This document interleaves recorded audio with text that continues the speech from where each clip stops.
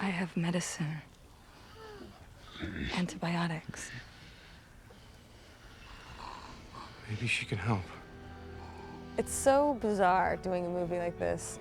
Anytime you have a scene with an ape, you're basically acting to a man or a woman in a gray unitard, you know, with these white dots all over them, making ape noises and crouching like an ape. One day. I was worried.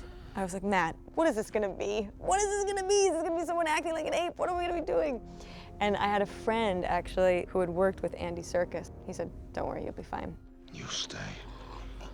One day. And you know what? Instantly, he is so good. I might need a little more time.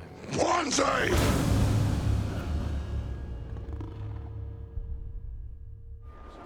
But maybe when I come back, maybe it's like a moment just to climb and breathe. As I come back, if I turn around and come back this way as if we're heading out. Yes.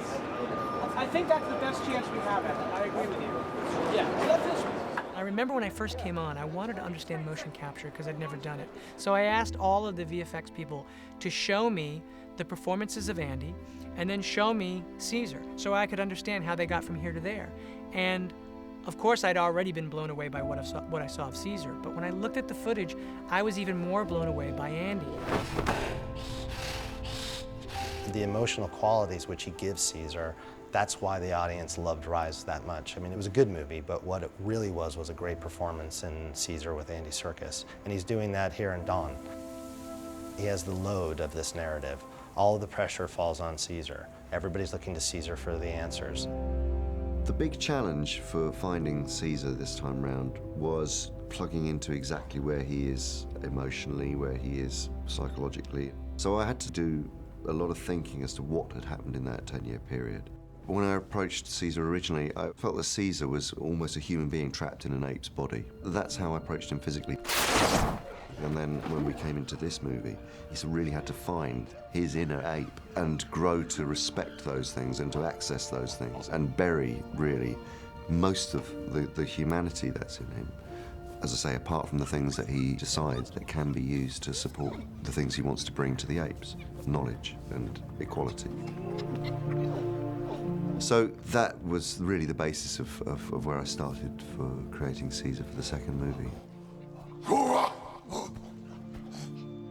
The amazing thing about the way Andy interprets Caesar is that his instincts are almost universally better than what we would have been able to dictate from the script.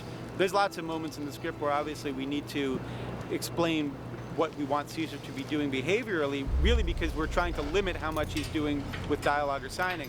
So that kind of behavior, we try to make it very specific and we try to make it seem realistic, but also at the same time feel a bit evolved.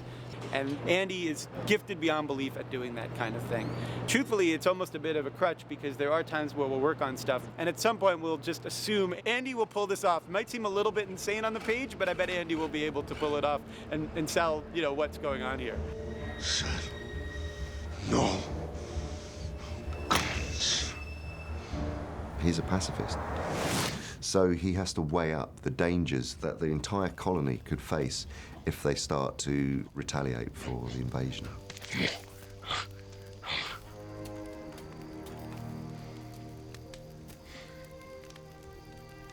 And so really the middle act of the film becomes about Caesar trying to negotiate and also work with the human beings, particularly one human being, Malcolm, played by Jason Clarke. This is your home, and I don't want to take it away from you, I promise. But if you can allow us, let us do our work here. You brought others. This is part of the conflict for Caesar. Bizarrely, there's one human being who seems to understand the ape colony and isn't prejudiced against apes, but is very open-minded and thinks that they can work together. I'm not a threat. If I am, then I guess you can kill me. You have us serve humans. Humans should serve apes. You shame apes. Shame your son. Andy's been the most influential for me on this. He's such a nurturing dude without ever letting you know that you brought under his... It's not a favor he's doing you. Hey, I'm gonna teach you something. I learn from watching, but he's very disciplined and he doesn't like really to waste time because he sees no purpose in it. And so he's got that great balance of like a true man, you know, like great performer.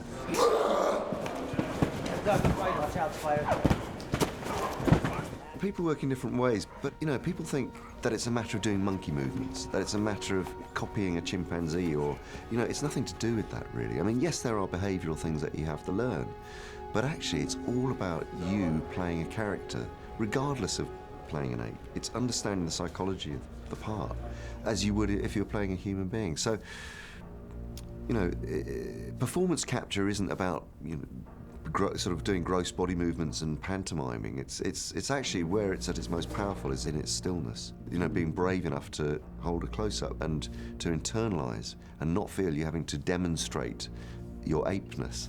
It's a very complex thing in a way that we do, because you're not working in a big suit, a big furry suit, so it's not about the external of it. It's much, much more about the internalisation of it. It's so interesting because people, I think, assume that the performance capture process is going to be alienating to an actor who's playing a live-action character. But actually, I think they just forget after about 5 minutes. Once you get over looking into my face when I've got lots of dots all over it and a head-mounted camera, once you've literally been in that situation for 5 minutes, it meant nothing, because actors are actors and they look into each other's eyes and they know whether the other person's being truthful or not, and that's what all of this is about. Caesar, if you don't go, it'll be all out war. War has already begun.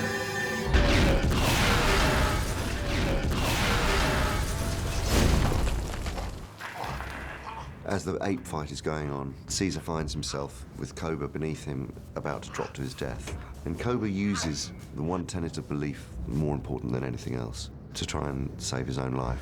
Ape. Not kill. Ape. And Caesar has to make a decision, and he has to do what he believes is right, which is to let him drop to his death.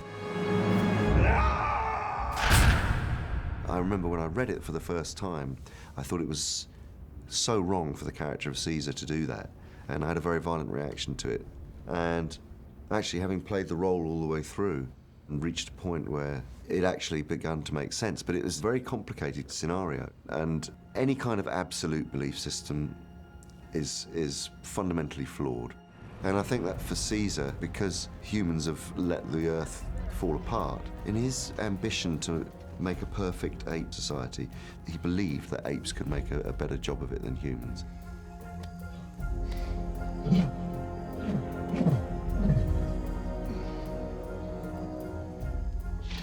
And actually that is his central flaw, because Koba is the living example of an ape who's gone completely against that. Apes, follow. Koba, no. And Malcolm is a living example of a human being who is exemplary in his attitude and in his altruism, really. Put your guns down. I always think ape better than human. That's his journey, and that's the thing that he has to realise, and it's a very bittersweet sort of lesson for him. I see now how much like them we are.